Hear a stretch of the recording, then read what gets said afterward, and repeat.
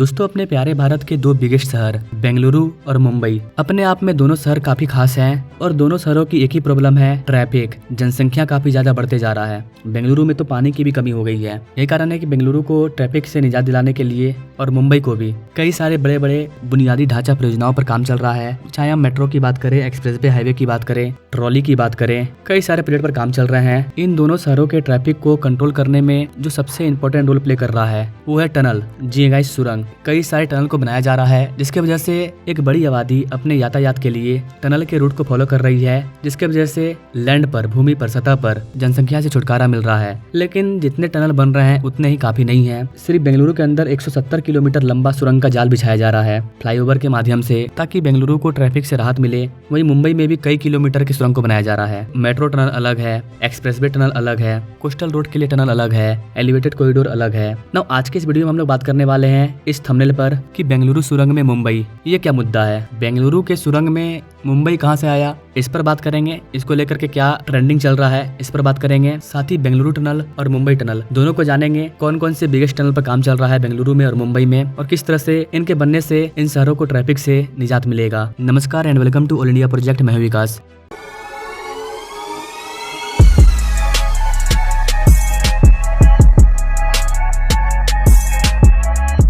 ना सबसे पहले बात करते हैं बेंगलुरु पर। गाइस, बृहद बेंगलुरु महानगर पालिका यानी कि BBMP, इन्होंने शुक्रवार को अल्टीनोक कंसल्टिंग इंजीनियरिंग द्वारा तैयार की गई व्यापक Bengaluru city traffic management infrastructure योजना पर अंतिम व्यवहार्यता रिपोर्ट प्रकाशित की। रिपोर्ट में प्रस्तावित 170 किलोमीटर लंबे सुरंगों, डबल डेकर मार्गों, एलिवेटेड कॉरिडोर और अंडरपास के नेटवर्क पर डिटेल व्यवहार्यता अध्ययन शामिल है, ताकि गतिशीलता को सुव्यवस्थित किया जा सके और बेंगलुरु में यातायात की भीड़भाड़ को कम किया जा सके। अध्ययन में चयनित गलियारों में वाहनों के लिए सुरंगों, ग्रेड विभाजकों और सड़क चौड़ीकरण के संदर्भ में यातायात प्रबंधन और सड़क अवसंरचना समाधान प्रस्तावित किए गए हैं। योजना के हिस्से के रूप में 16 एलिवेटेड गलियारे और 2 सुरंगों का प्रस्ताव किया गया है। कर्नाटक सरकार बेंगलुरु में बढ़ती यातायात समस्या से निपटने के लिए सड़क अवसंरचना में 1 लाख करोड़ रुपए निवेश करने की योजना बना रही है। हिंदुस्तान टाइम्स की रिपोर्ट के अकॉर्डिंग यह घोषणा राज्य के उप मुख्यमंत्री DK शिव कुमार ने कर्नाटक ग्लोबल इन्वेस्टर मीट में की। प्रस्तावित परियोजना में कथित तौर पर 40 किलोमीटर लंबी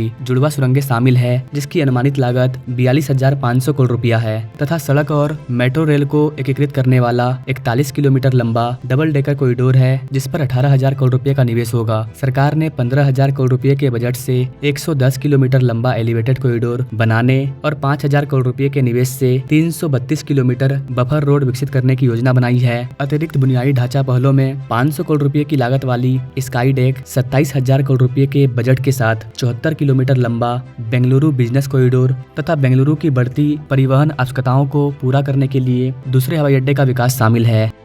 So Bangalore is looking at mega infrastructure projects in Bangalore. I have been the Bangalore city minister planning for a twin tunnel, a double decker of almost 40 kilometers across Bangalore. Elevated corridor we are just looking out. Buffer roads we are looking out. A sky deck we have been planning. I know you all are suffering with the traffic, but still I am trying to come out with a solution. I have confidence on us. The last business corridor which we are just planning, I think it is coming a new shape, and I think in a few days we will announce the second airport also, where the second airport will be done.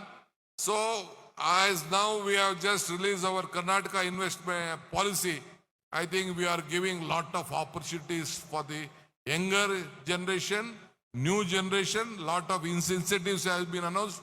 We are not looking at only Bangalore. We are looking at beyond Bangalore. You please come invest on beyond Bangalore. Shiv Kumar ने उपनगरीय rail या metro बसों जैसे जन परिवहन विकल्पों के संभावित विस्तार पर चर्चा नहीं की। बेंगलुरु के तीव्र शहरी विकास पर बात करते हुए उन्होंने कहा कि शहर की जनसंख्या 2 दशक पहले 70 लाख से बढ़कर के आज 1.4 करोड़ हो गई है तथा 1.1 करोड़ पंजीकृत वाहन है। उन्होंने इस बात पर जोर दिया कि बेंगलुरु बिजनेस कॉरिडोर भीड़भाड़ को कम करने में महत्वपूर्ण भूमिका निभाएगा। We want to curb people coming to Bangalore, because already Bangalore population has become 1.4 crores. Almost 1.1 crores our vehicle is been in Bangalore. अभी हाल ही में बीबीएमपी ने प्लान किया था कि वो 46,000 करोड़ रुपए की ऋण ले रहे हैं, जो शहर की सार्वजनिक बुनियादी ढांचे के लिए हाल के समय में सबसे बड़ा ऋण होगा, जिसमें ट्विन टनल ट्यूब सुरंग और 73 किलोमीटर लंबी पेरिफेरल रिंग रोड यानी कि PRR शामिल है। शहर में 40 किलोमीटर लंबी ट्विन टनल ट्यूब टनल को बनाने के लिए 19,000 करोड़ रुपया का लोन लेने का विचार किया गया था। बुनियादी ढांचे के क्षेत्र में निजी निवेश प्रवाह की PRR के लिए 2 वैश्विक निविदाएं किसी बोलीदाता को आकर्षित करने में विफल रही है। एक वरिष्ठ नागरिक अधिकारी ने कहा कि राज्य सरकार सैद्धांतिक रूप से टनल सड़क परियोजना के लिए ऋण के रूप में संप्रभु गारंटी देने पर सहमत हो गई है। इस वाले प्रस्ताव को मंजूरी मिलने के लिए राज्य मंत्रिमंडल की बैठक में पेश किए जाने की उम्मीद है। बीबीएमपी संभवतः स्वयं को सार्वजनिक क्षेत्र की इकाइयों तक सीमित नहीं रखेगी तथा अंतर्राष्ट्रीय वित्तीय संस्थाओं से ऋण जुटाने के लिए तैयार रहेगी। अगस्त की शुरुआत में राज्य मंत्रिमंडल ने इस परियोजना को मंजूरी दे दी थी, लेकिन नगर निकाय से इसे सार्वजनिक निजी भागीदारी यानी कि PPP मॉडल के मोड पर लागू करने सहित अन्य विकल्प तलाशने को कहा गया था। हालांकि सूत्रों ने बताया कि